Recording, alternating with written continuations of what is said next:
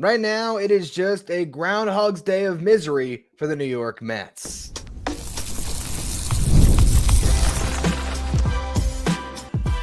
You are Locked On Mets, your daily New York Mets podcast. Part of the Locked On Podcast Network, your team every day.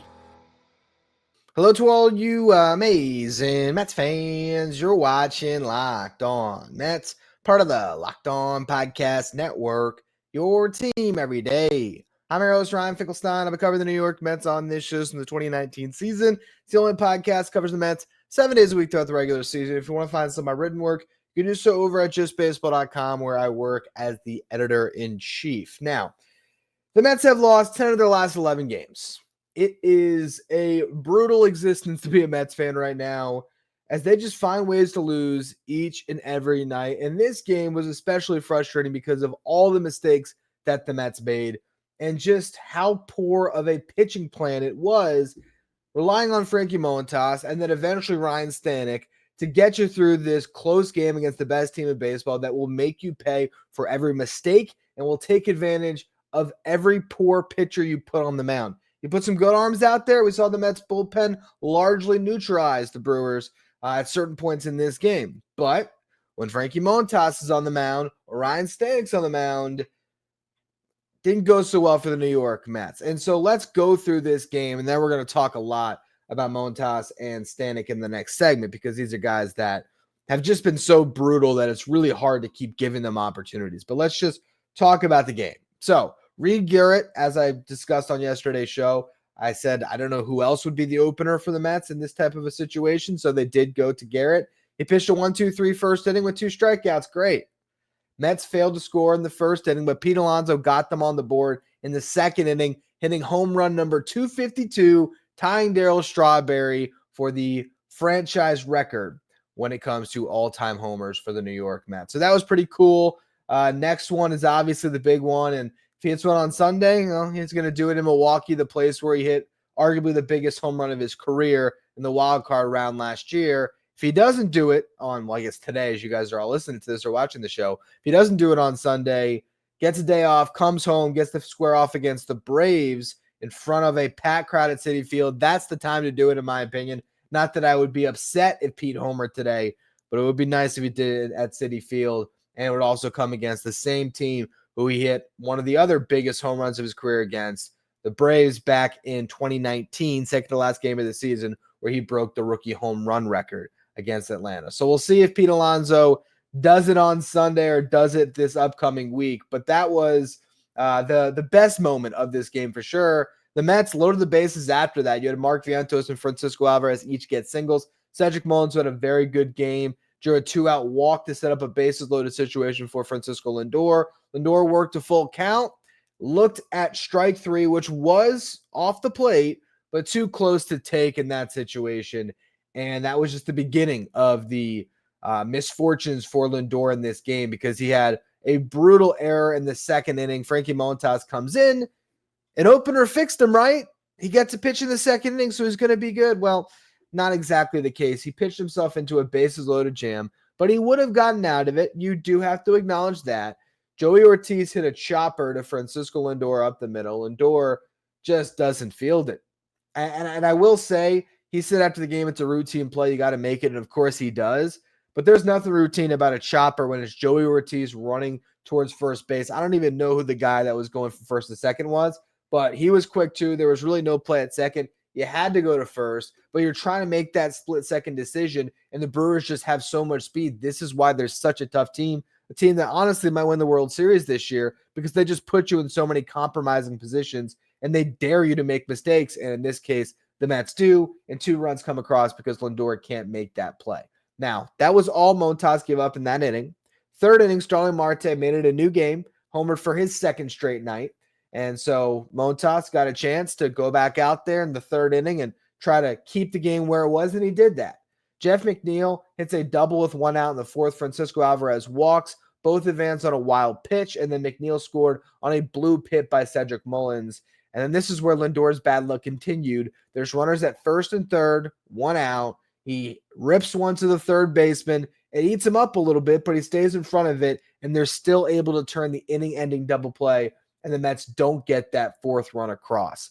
And Lindor, obviously not happy. I should have mentioned, after he made that error, we saw Lindor express frustration for, on the field, or, not even on the field, it's in the dugout, but in front of people in a way that we typically don't see, where he took his glove. And I'll tell you, for any rookies out there or young players, if you want to get mad in the dugout, this is how you do it. Very vet move by Lindor. You take your glove, you hold your glove, you put it at the bottom, you take the top of your glove where your fingers are nowhere near it, and then you smash that down on the bench as hard as you can until you get that frustration out. You never punch anything, because then you're going to end up with a broken hand and you're going to blow your season. So I'm glad Lindor didn't hurt himself in that moment of frustration, but he had plenty of frustration throughout this game. A couple of opportunities there with runners in scoring position that he did not come through on. Montas then gives up a solo homer to Bryce Terang that tied the game. It was actually his best inning, honestly. Again, we'll talk about him more in the next segment. Juan Soto leads off the fifth inning with the homer, giving the Mets the lead again. And at that point, Carlos Mendoza wisely goes to the bullpen because he can't trust that Montas is going to hold that lead. He's sitting at 72 pitches to get 9 outs. So he goes to the pen. Gregory Soto at 1-2-3 inning, made it look nice and easy. Tyler Rogers, same thing, an easy 1-2-3 inning. Reed Garrett comes out for the seventh. Oh, wait, they burned him in the first inning. So instead of a Reed Garrett pitching in the seventh, and with Brooks Raley unavailable, the Mets had to get 9 outs, and they had 3 guys to do it: Ryne Stanek, Ryan Helsley, and Edwin Diaz. And they weren't going to go to Ryan Helsley in the seventh when it was the bottom of the lineup. They figured this was the time to try to steal your 3 outs for Stannick, and he couldn't do it. Blew the 5th save of the season for him, which obviously wasn't a save situation, but when you blow a lead in the last 3 innings, it's a blown save. Moved to 2-6 on the year. Stannick gave up a single. Lindor made a nice catch on a line drive that was hit very hard. Then a blue ground rule double put 2 runners in scoring position for Stannick. He gets a ground out that gives up the tying run with 2 outs. Still a runner in scoring position. Carlos Mendoza could not stomach letting Stannick blow the game, so he goes to Helsley for 4 outs, or maybe you figure Helsley gets you through that inning and then gets some outs in the 8th and eventually go to Edwin Diaz potentially. Unfortunately, Helsley unable to get out of the jam, but another bad play where there was a ground ball hit to Ronnie Mauricio. It was ruled a single. It was definitely a much tougher play than the one that Lindor did not make, but he was sort of caught in between. He should have maybe played it back a little bit. Again, though, you're combating with all the speed that the Brewers have, and it just ate him up, and that ends up leading to a run scored. So you had 2 runs score on Lindor's error, 1 score on Mauricio's misplay. And also, why are you bringing in Ronnie Mauricio for defense? I get that he's looked pretty good at third base and maybe like his bat a little bit more than Beatty's right now. But I'll tell you what, if you're trying to win that game by the narrowest of margins and put your best defensive team on the field, why in the world is it not Brett Beatty for defense? Granted, Beatty made an error that cost the Mets a game a couple days ago, so maybe that's a moot point. Regardless, it just shows you how sloppy the Mets are right now. And then after that play, where the lead's already blown, you have William Contreras, who flies out to end the inning. All right, Helsley got out of it. Oh, wait a minute. Pitch clock violation. Umpire never announced it, but granted, Francisco Alvarez told Carlos Mendoza that he did say it out loud to Alvarez and the hitter. So those two knew that it was a pitch clock violation. So as soon as William Contreras flies out, he puts his hands up and says, pitch clock violation, I'm still in the box. And then the next pitch, he hits a 2-run homer, and the Mets end up losing this game 7-4. Obviously, defense kills in this one. Those 2 misplays cost the Mets 3 runs, and they lose this game by 3 runs. But to me, the problem that is glaring is the fact that you have 2 pitchers on this roster that don't deserve to be there anymore, that are only on this roster because of their contracts, because of their name value, their past success, and because you typically don't want to pull the trigger on guys that you think have this incredible ceiling and upside. But if they're not showing it to you and they keep blowing games, at what point do you cut bait? And that's what we're going to talk about next. Today's episode is brought to you by Game Time. I'll tell you what, my dad and brother-in-law were there tonight trying to change the magic for the Mets in Milwaukee, and they got their tickets with Game Time because I told them Game Time is the place to go for last-minute tickets, and they weren't even planning to go last minute. They had this trip planned out, but they waited because they were able to get the best possible deal seats in the 100 section. Great seats. I was a little bit jealous at first until I watched the baseball game, and then I was no longer jealous that they were in the ballpark, but I'm sure And I know they did still have a great time at the game. And Game Time made buying tickets fast and simple. Price on the app, again, drop. The closer you get to first pitch, you can get incredible deals. You can view your seat before you buy, so you know exactly what to expect when you arrive. And there's that lowest price guarantee that takes the worry out of buying tickets. Game Time is the official ticketing partner of Locked On MLB, making it easy to browse the app for an exciting upcoming MLB game. Like maybe you want to check out those Mets versus Braves games this week, thinking Pete Alonso might break that record at home. Make sure you get your tickets with Game Time. Take the guesswork out of buying tickets with Game Time. Download the Game Time app, create an account. Use the code LOCKEDONMLB for $20 off your first purchase. Terms apply. Again, create an account. Redeem the code LOCKEDONMLB for $20 off. Download the Game Time app today. Last minute tickets, lowest price, guaranteed. If you're watching on YouTube today, do me a favor and hit that subscribe button. Help us get closer to our next goal of 15,000 subscribers. I'd love to get there by the end of the season, and we are getting closer and closer. So I appreciate all of you who continue to subscribe. Now, before we talk about Frankie Montas and Ryne Stanek, I want to apologize for something that slipped by me this week, because I like to be, or I always aim to be, the best source of Mets information out there, and I got something wrong. Apparently, earlier this week, Carlos Mendoza did share the plan on Paul Blackburn that he was going to take a rehab start on Friday.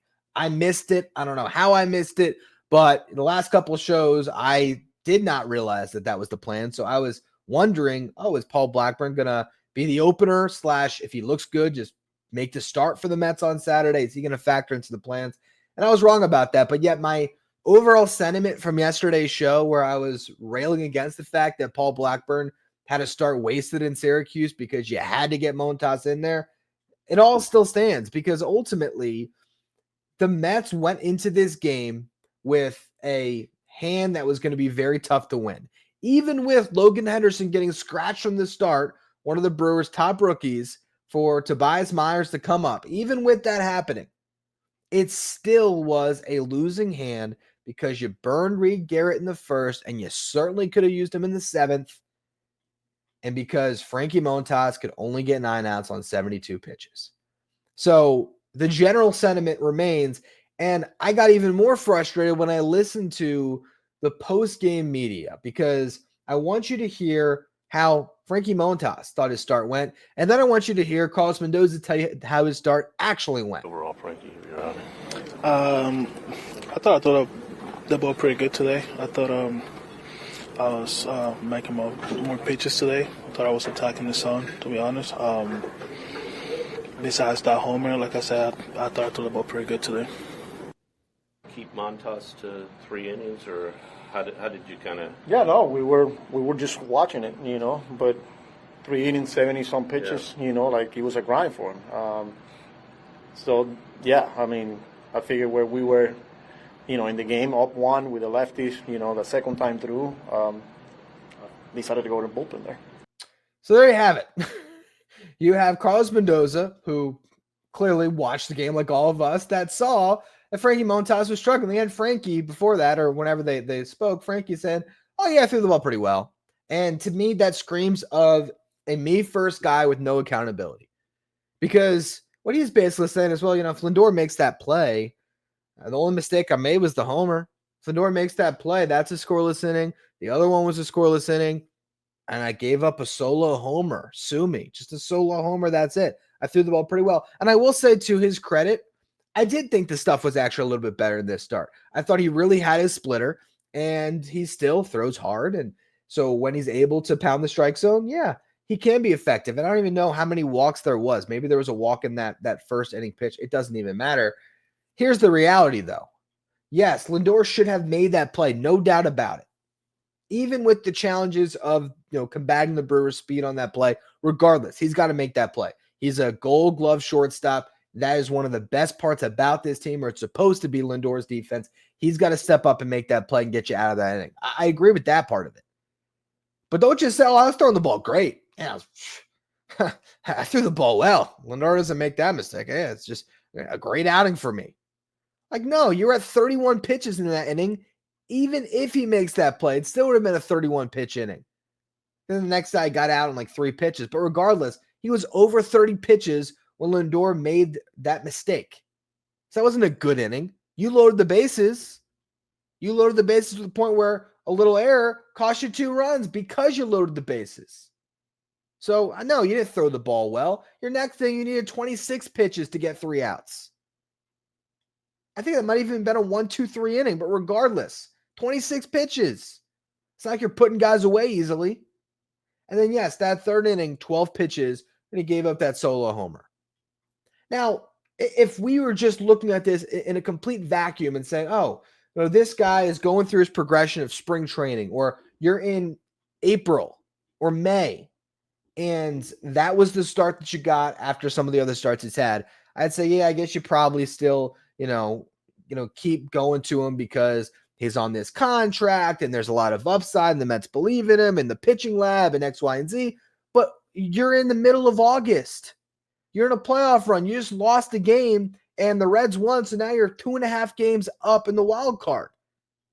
Things can get dicey so quick. The Braves are coming next week, and even though they have largely been terrible this year, they certainly haven't been bad against the Mets. So they're going to come in wanting to play a spoiler. For all we know, the Mets could fall out of the wild card race by the end of next week. They could fall out of the wild card race by Wednesday or Thursday. And you continue to go to this guy and look, yeah, like I said, some of the stuff looks good. He throws the ball hard. He has a good splitter. But also you look at the batted ball data on this game. Look at that, just the average exit velocity off of his pitches. Average exit velocity off his sinker, 102 miles per hour. Average exit velocity off his cutter, 100.3 miles per hour, 104.5 miles per hour off his sweeper, and then 99.9 miles per hour off his fastball. Now, granted, a lot of those averages are really just one batted ball event, or maybe 2, okay, because there's only so many pitches that were actually put in play that be recorded for the average exit velocity. But even with that being the case, all of those pitches were getting shellacked when guys actually put them in play. 100 miles per hour plus. On all of them, you're getting hit hard. Yes, his splitter is good, but right now, that's nearly it. On the season, really, it's been his 4-seam and his splitter that have been okay. So maybe that's what you do. Maybe you shorten him up and you have him throw 2 pitches and pitch out of the bullpen. Regardless, it was a losing hand because you were only able to get 9 outs from Montas. You burned Garrett. So now you turn to your bullpen to get 15 outs, and you know you don't have Raley. So 15 outs with Soto, Rogers, Helsley, and Diaz, that's going to be tough to do. You're forced to pitch Ryne Stanek, and Ryne Stanek ends up pitching in leverage, and he has sucked in leverage this year. He's been bad all season. 4 appearances this month. He's given up runs in 3 of them, completely cost them 2 games. And the other game that he gave up a run was a game the Mets lost by 1. They were trailing 2-0 when he pitched, and he made it 3-0. They came back in that game against the Giants, and I believe that was one they might have lost in extras. Regardless, though, he's killing you. His ERA in the season is 5.31. I get that last year, Ryne Stanek had a 6.06 ERA with the Mets after the trade deadline. And then he was awesome in October, and that's why they signed him. They made a colossal mistake not picking up that option on Phil Maton and deciding to sign Stannick. They definitely should have flipped those guys. They should have kept Maton and trusted the larger sample size of his season and not just the playoffs, rather than just banking on 100 miles per hour in the postseason. I get it, though. I get that Ryne Stanek is a guy that can get hot at the right time. I've been saying it all year, making excuses for him. But it's just like last season when you had Jake Diekman. You thought he was going to be this great left-handed reliever who could strike out the world for you and be a really dominant force. And he had a 5.63 ERA at the end of July, so you cut him right before the deadline. It's the same situation. It's a reliever on a 1-year deal. Let him go already. Just let him go. What is he doing? How is he helping you? And I get, okay, sure, he can get hot in October. What if you don't get to October because Ryne Stanek blows 4 more games and you end up missing out in the playoffs because the Reds or the Giants sneak in by a game? And you have to look back and say, oh, well, we didn't get to use Stanek in October because he completely bleeped the bed for the 2 months leading up to it. And with Montas, it's a scheduled loss every 5 days or 6 days. Whenever he pitches, you're losing. Last 3 games that he's pitched, you have lost. They have lost 5 of his 8 starts this year. It's just brutal. And I don't know how much longer you can just keep going to the well. How much longer can you keep giving Montas starts? How much longer can you keep Ryne Stanek in your bullpen when you can't trust him to pitch unless you're winning by 5 or losing by at least 3? Otherwise, don't pitch him because the game's going to be lost. But you have to, because he's a warm body in your bullpen, and your starting rotation can't give you more than 5 innings unless David Peterson's on the mound. So you're at a loss with these guys. And again, the contract, the upside, the back of the baseball card, whatever it is, these guys are just getting a free pass to stick on this roster. And at what point does David Stearns in this front office just say, you know what, we're going to cut our losses? That's what we're going to talk about to close out the show. What would the plan be if you did move on from them? Or how could you move on from them? I want to go through that here in just a minute. Today's episode is brought to you by Prize Picks, the daily fantasy platform that lets you turn your football predictions into real rewards. Preseason's already heating up and college football isn't far behind. It's the perfect time to lock in your season-long, more or less picks for the 2025 football season, all before week 1 kicks off. Whether you've got your eyes on big-name quarterbacks or breakout running backs, Prize Picks makes it easy to get in on the game.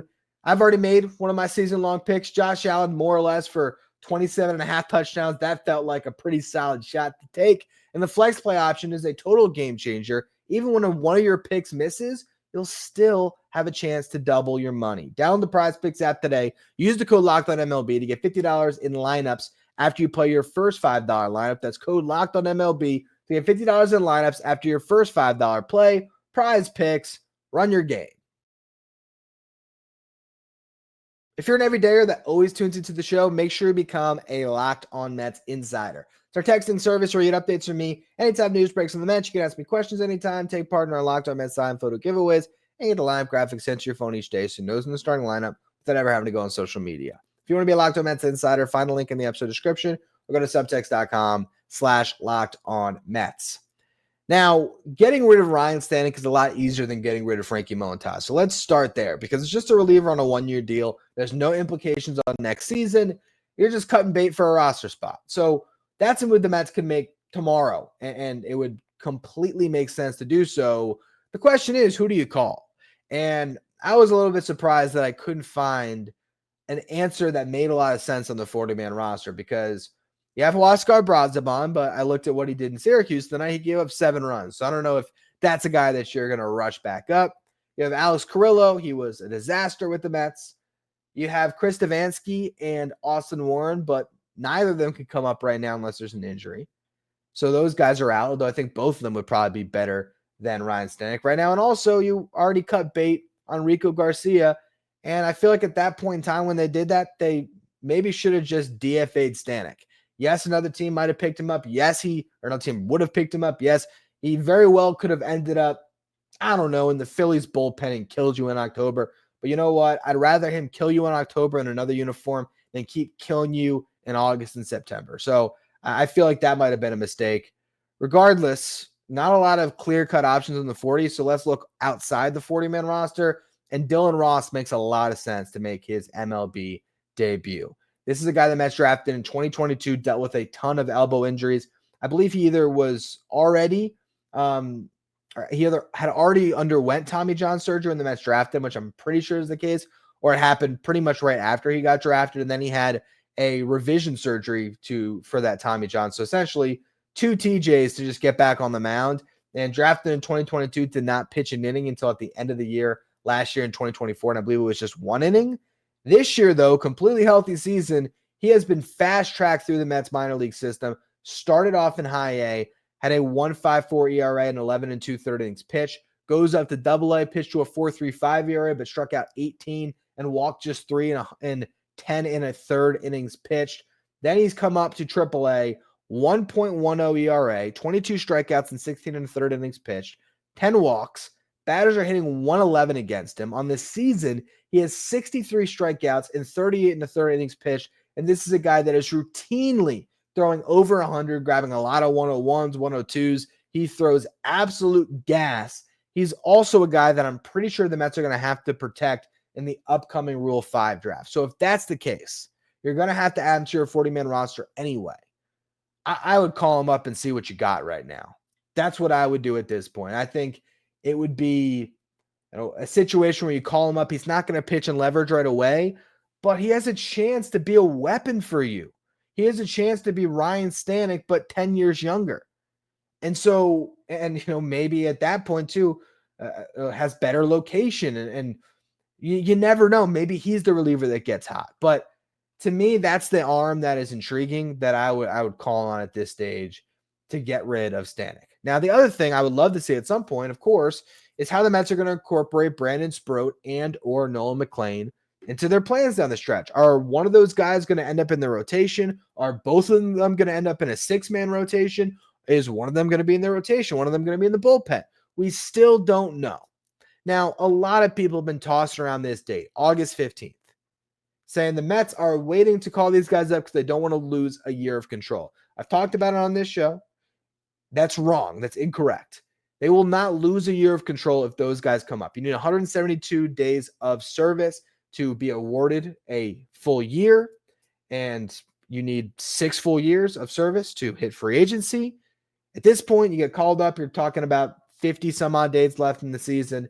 It's not going to impact your service time as far as when you hit free agency. It's not about an extra year of control. Now, there are a couple things that could be at play here, and this is why teams do wait to get through that date because they want to preserve their rookie status for a player. For one, it keeps them eligible for the PPI. PPI is the prospect promotion incentive, where if you start one of your top prospects on the opening day roster and they win Rookie of the Year, they win MVP or Cy Young in their first 3 seasons, if one of those things, or maybe it's either if they win or they get runner-up on the Rookie of the Year. But it's definitely a top 3 finish in MVP or Cy Young, then you are awarded a draft pick. So there's that you could throw out there and say, oh, well, that's why the Mets are holding these guys back, because they're playing for a draft pick. But I believe Brandon Sproat pitched himself off of top 100 to the point that I don't even think he's eligible to receive draft pick compensation for the Mets if he were to win the Rookie of the Year. It says they either have to win the league's Rookie of the Year or place top 3 in MVP or Cy Young voting. So, yeah, it's such a long shot, though, that I can't really fathom that the Mets are playing this long game thinking about the PPI. But there is another thing to think about, and that is preserving their status when it comes to the Super 2. If your players are within the top 22% of their class, something along those lines, if they're in the top 22% when it comes to service time, when they get through their first couple years, they become Super 2 eligible and they can hit arbitration a year sooner. So it's 4 years of arbitration instead of 3. Again, though, while that could get expensive if one of these guys or both these guys are studs, I really don't think that's guiding the Mets' decision-making on this one. I think it's been about trying to let this rotation that finally got healthy, this was what they wanted to go into the season with. And they didn't plan to go into the season when spring training opened with Griffin Canning or Tyler McGill or Paul Blackburn, who obviously didn't end up being part of the opening day roster anyway. But that wasn't the plan to have those guys part of the rotation. This was supposed to be their 5-man rotation. I think they wanted to see it for a while. And then now recently it's also, okay, well, you still got to figure out what to do with Paul Blackburn. And so I think that's more of why they are keeping these guys in AAA. I think they also do still have some things they're working on, and they're just a little bit hesitant to pull the trigger on bringing them up and inserting them into the rotation. I think the other parts of having it happen after August 15th are just sort of a happy byproduct of the decision-making. I think if they felt overwhelmingly that the best move was to bring up Nolan McLean, they would have done it already. I'm not saying that they're right. I think they should have called him up a long time ago. But I don't think that it's all about playing for the future that the Mets are making these decisions on their 2 top prospects. With that said, though, what is the plan? Because if the plan is to put one of them in the bullpen, I look back at Corbin Burns, who under David Stearns in 2018 with the Brewers, he was converted to be a reliever, and he helped them down the stretch, and then he was back to being a starter after that. Corbin Burns in 2018 was shortened up in the middle of June, on June 18th, spent 3 weeks in the bullpen in AAA. Then he came up to the show and had a big impact down the stretch. So if it's going to take 3 weeks to shorten one of these guys up and get them ready for a bullpen role, when does that happen if that's how you're choosing to utilize them? This all comes back to complacency and the lack of urgency, where it's, you don't want to miss out on Ryne Stanek getting hot in October, so you're just comfortable letting him cough up games all summer long before you get there. Frankie Montas is making $17 million. So, let's keep him rolling. Even though he was garbage on his rehab assignments, that's fine. Or he doesn't want to stay in the minor leagues. I think the Mets probably could have kept him down there for a little bit longer when they initially brought him up. But, he stretched out. We need a starter. All right, we'll go to Montas, and now he struggled. But, the money was spent. He's supposed to be in the rotation. There's a lot of upside. The wild card's not going anywhere. The division certainly is, but the wild card's not going anywhere. We'll see him make a couple more starts because Frankie Montas certainly has a higher upside this season than the top prospects or Paul Blackburn. And I do believe that to be the case because there's something to be said about a veteran, and Frankie Montas still has good stuff. So I understand that hope that you're still pining towards, but I mean, it's not happening at this point. And so again, it's complacency that you're not making a move on Montas, that you're not making a move on Stannick, that you're not shortening up Nolan McLean because he's already jumped his innings, and maybe you think he's going to be disgusting out of the bullpen, and you like Brandon Sproat to be the starter. So maybe you just start shortening up McLean so you can call him up, and he could be the guy that's the opener for a Montas in that situation. Maybe he gives you 2 innings or 3 innings instead of just 1. I just feel like until we see what the plan is for Sproat and McLean, we have to reserve some benefit of the doubt for the Mets, but it better be a darn good plan that's going to have these guys being difference makers down the stretch, and they don't get called up too late where they can't make that difference. Next step for the Mets, I think, is just completely removing Montas from the rotation. I think he's going to drop to the bullpen and be the long man, pitch in low leverage situations. You can turn him into a fastball splitter reliever, and there might be some upside there for this season, but regardless, I think he's going to be pulled from the rotation. I think Paul Blackburn makes the next start. I think that's what happens next. Tyler McGill could start a rehab assignment soon, but you're probably not going to see him until the middle of September. So I think the Mets give a turn to Blackburn. They eventually get to a stretch in their schedule coming up here where there's not a lot of off days where you're going to need a 6 starter. And I think at that point, we see them slide one of the kids into the rotation. I think that's probably what happens. The other one either ends up part of a 6-man rotation because Blackburn couldn't hack it and Montas doesn't grab his spot back. So maybe it is a 6-man rotation with Sproat and McLean in September, or one of those guys pitching out of the bullpen. And they can call one of them up as a September call-up. If they wanted to, they could pretty much hang on to Ryne Stanek for a little bit now because they can wait. They could have Blackburn come up for Hagenman. They can not call up Dylan Ross, and they can keep on running Stannick out there, and the rosters will eventually expand, allowing you to call up one of those guys. And to call up the other, if Paul Blackburn didn't work, you just cut him. Or, again, you could swallow the poison pill of Montas' contract. I just don't see them doing that. You can make an argument for it because it's Steve Cohen. You can just say, whatever, who cares? The guy's been bad, and you're better without him, but I just don't think they will. Now, when you look at that stretch, it starts on the 19th. So you have this next week. You have an off day on Monday. You have an off day on the following Monday. And then you're going to play, it looks like, from that Tuesday all the way through for the next 2 weeks, at least, before you get an off day. Your following off day would come September 4th. So you'll have a long stretch of games there where you're going to be playing nonstop. It's 5, 12, 13, 16 consecutive games before a day off. I think that's where you probably slide in one of the top prospects, and it would clear that date as well. It would clear August 15th, so you'd preserve the rookie status. That's my guess on what the plan is. That's what I think is going to happen. I think Paul Blackburn makes a turn in the rotation this next week. Montas goes to the bullpen. They probably don't call up Dylan Ross, and they probably keep Stannick for now. And then they might eventually cut bait with Stannick if they needed a roster spot when they call up one of the kids to be the 6th man in the rotation. And I think they probably give Blackburn, the last 3 weeks of August here to take, 3 or 4 turns in the rotation and see what that looks like. And if it doesn't look good, then, maybe you go to the other kid if they've already brought one of them up. But the complacency is frustrating. And so I love it that the Mets decided to make an aggressive move.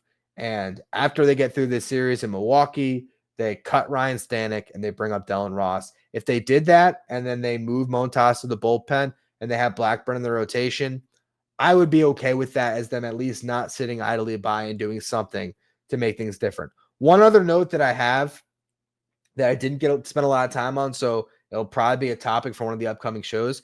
Now I feel like the Mets are in a really brutal spot with their position player group, because now you're not able to consistently play any of Mauricio, Beatty, or Vientos. The three of them are almost splitting a spot right now at third base. Starling Marte is swinging a good bat. You probably should keep him in the DH spot. You got to play Cedric Mullins because you traded for him, and he does have the best upside overall in center field, and Jeff McNeil clearly is better at second base. So, yeah, that's the best version of the Mets, but I'm starting to think that maybe they made a mistake not optioning one of Mauricio or Beatty after the deadline, because it's just too many mouths to feed for one spot in the lineup. But that's something we'll talk about in a future episode of Locked On Mets. I'll also be recapping the final game of this series, and then eventually in the upcoming days, you'll be previewing Mets versus Braves. So a lot coming up here for your New York Mets. Hopefully they can snap out of this stretch, take at least one game in Milwaukee and avoid getting swept, enjoy an off day, and maybe they have a good homestand and put all of this behind them. It has been a brutal run of baseball lately for this Mets team. Anyway, that's going to be all for this edition of Locked On Mets. Appreciate all of you for tuning in. Make sure you follow, rate, and review wherever you get your podcast. Follow me on social media at Finkelstein Ryan, or the show at Locked On Mets. If you want to be a Locked On Mets insider, find the link in the episode description. Go to subtext.com/Locked On Mets. Thank you for making Locked On Mets your first listener, your first watch every day. Now for your second watch, check out Locked On Sports Today, streaming 24/7 on YouTube. Locked On Sports Today, the first ever 24/7 streaming channel that covers everything the world of sports. The local experts from each team, legal experts from each league. Find Locked On Sports Today, streaming 24/7 on YouTube.